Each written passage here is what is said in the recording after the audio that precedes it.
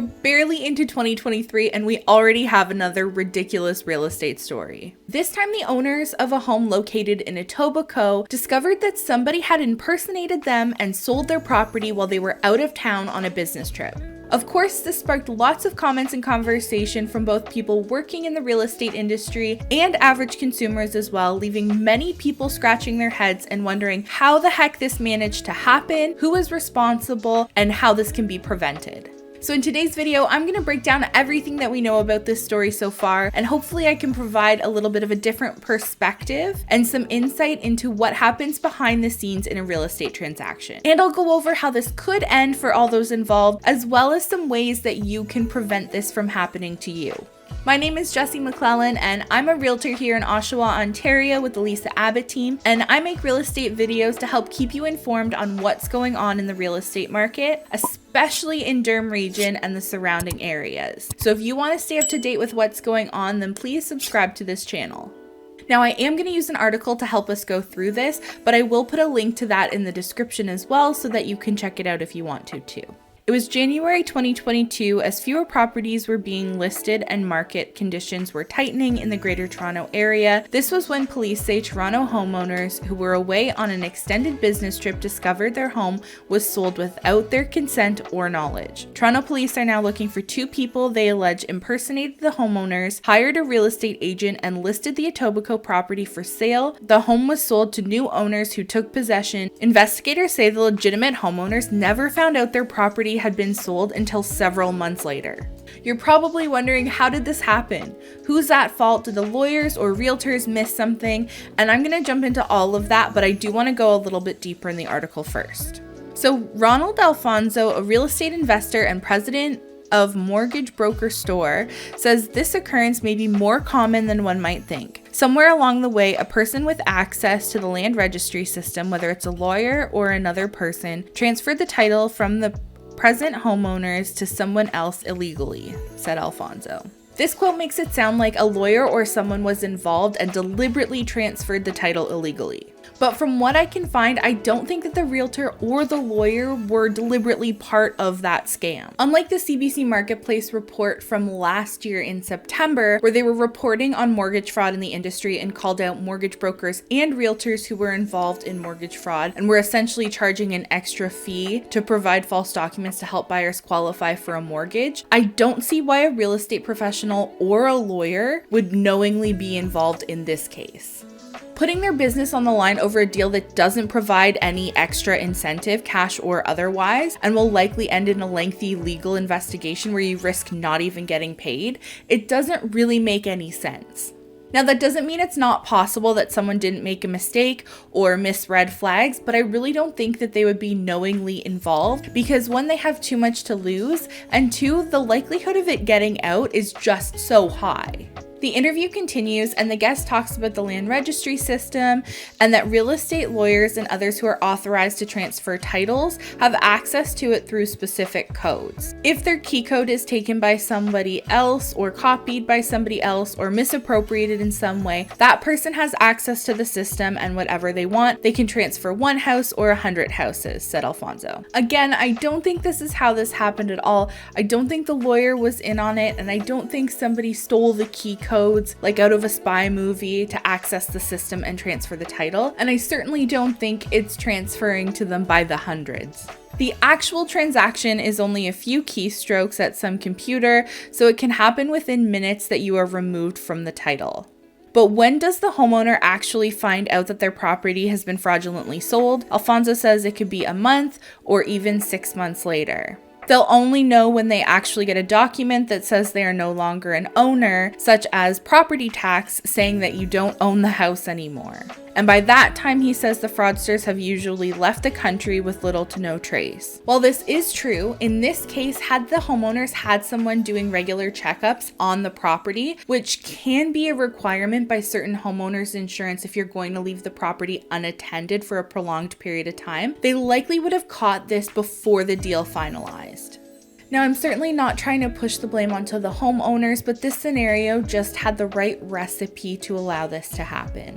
Owners were on a lengthy business trip, and it doesn't seem like anyone was checking on the property regularly, as the buyers were not only able to have their offer accepted, but the deal closed and the buyers had moved in and had already taken possession of the property. Now, I don't know the actual timeline for this property, but in most cases, that doesn't all happen in a short period of time of just a few days. For example, a typical closing is somewhere between 30 and 90 days after an offer is accepted. And it's possible that they weren't close with their neighbors, and so they might have not raised any questions either.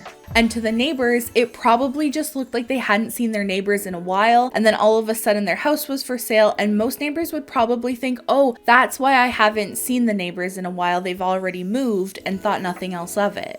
And Alfonso says, thanks to COVID precautions, this type of fraud is relatively easy to pull off. Pre-COVID, clients need to go to a lawyer's office when buying a home to sign documents where they would answer questions and present identification in person. Now you can do what is called DocuSign or electronic signing online, says Alfonso. That makes it difficult for police to match handwriting in the case of fraud. But what of photo ID requirements? Now, electronic signature has been around and used often long before COVID, but it did become much more popular when COVID hit for sure.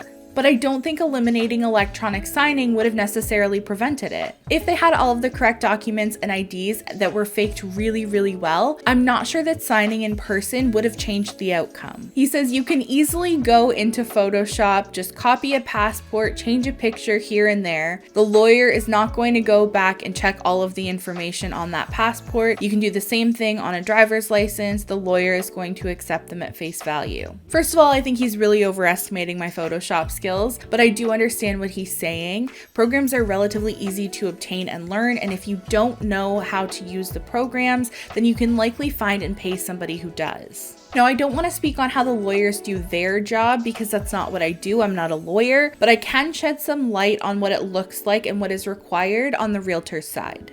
What is technically required from a realtor is that we collect and verify IDs. So that's checking that the name matches who's on title, that the picture matches the person in front of us. We ask for place of employment and position held there, and we fill out the required FINTRACT forms.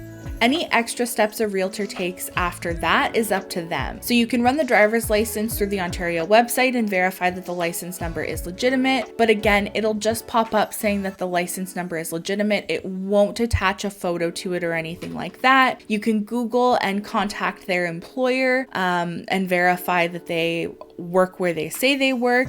You can do a little digging yourself to verify as much information as possible, but that's all that's required. Now, of course, if you are listing a property, you're going to want to get additional documents and additional information from the homeowners. So you definitely want to verify names on some of those as well. But if the document that you're getting from them and the ID that you're getting from them have names that match, there's really not a whole lot else that we can do at our level. Now, we could have a separate conversation about whether there should be more security checks in place or a better system for lawyers and realtors to verify the identities of the people that they're working with. But assuming that the realtor and lawyers verified all the necessary and required IDs and documents and that the criminals had just faked everything, if it looks like it checks out and they haven't done anything else to raise suspicion, it's very possible that this happened not only without the realtor or lawyer's knowledge, but it's also possible that they followed the appropriate guidelines and still didn't catch this, which is scary to think about, but there are some things that you can do to help cover yourself or even help prevent it from happening altogether.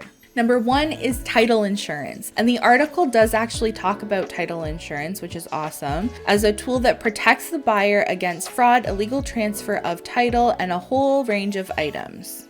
So the great thing about title insurance too is it doesn't really expire. So once you purchase it as a buyer purchasing the home, and then the owner of the home, it stays with you even if it's 10 years down the line. Now, title insurance may not necessarily prevent anything from happening, but it would certainly help cover your butt and clean up the mess in case anything did happen. Title insurance is so important and so much more prevalent now than it was before, but the vast majority of lawyers right now will tell you that you absolutely should be getting it, and they'll have that conversation with you. The second thing would be getting a line of credit on your home, often referred to as a HELOC. You don't have to use it, but it acts as a good second layer of protection as it is a lien against your home. So if you have a lot of equity or your mortgage is fully paid off, this is something that you can look into getting. And like I said, you don't have to use it, but it is there as an added layer of protection so you don't wake up one day and find out that somebody took out a mortgage on your home and ran. And of course, it doesn't hurt to look up ways to prevent your identity from being stolen as well. Now, I'm sure you're wondering how this is going to end for everybody involved. So it is still an ongoing investigation and things can change and new details may surface, but at the time of recording this, it sounds like the Toronto police are still looking for the fake sellers. They likely picked up the check, cashed it, and immediately wired it out of the country and then fled.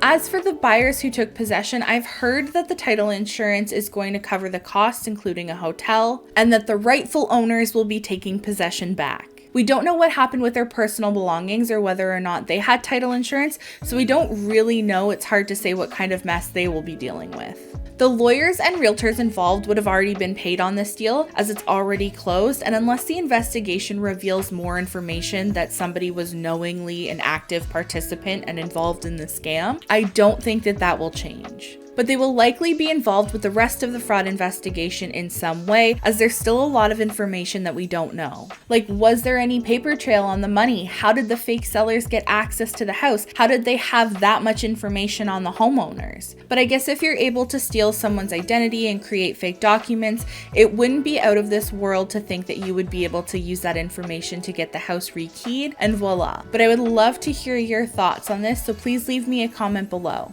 I've had a ton of people casually mention this story to me over the past couple of weeks, so I hope you found this video helpful or interesting, and if you did, then please give this video a thumbs up, and don't forget to subscribe to our channel. Thank you so much for watching until the end, and I'll see you in the next one next week. Bye!